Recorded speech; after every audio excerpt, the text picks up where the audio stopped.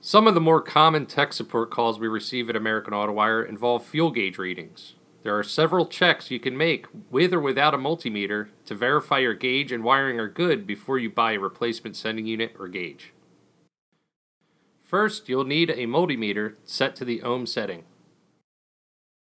Fuel tank senders work by measuring resistance to ground. As the fuel level in the tank changes, the float moves up and down to change the resistance value sent to the gauge. In this video, we are going to use a 0 to 90 ohm sending unit and gauge. There are many different ohm ratings in OEM and aftermarket fuel gauges. Check the service manual for the parts you are testing to get the proper ohm rating for your application. 0 to 90 ohm means you will have 0 resistance to ground at the sending unit when the gauge is reading empty, and 90 ohms of resistance when the gauge is reading full. A gauge that always shows empty or past empty has no resistance to ground.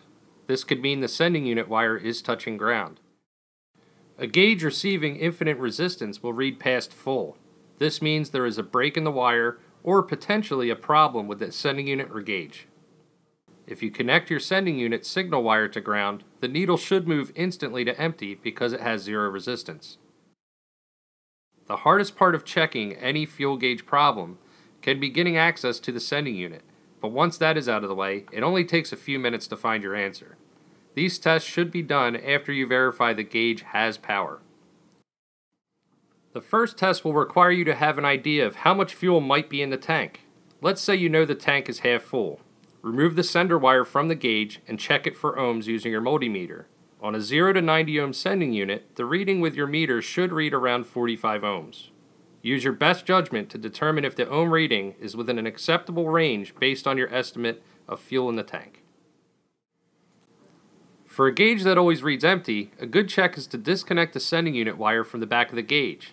If the needle moves to full, that will tell you that the gauge is more than likely functioning correctly. The empty reading can be caused by a short to ground in the sending unit wire or a faulty sending unit. A gauge that is always full can also be tested at the sending unit. Remove the sender wire and ground it to the chassis. The gauge should move instantly to empty.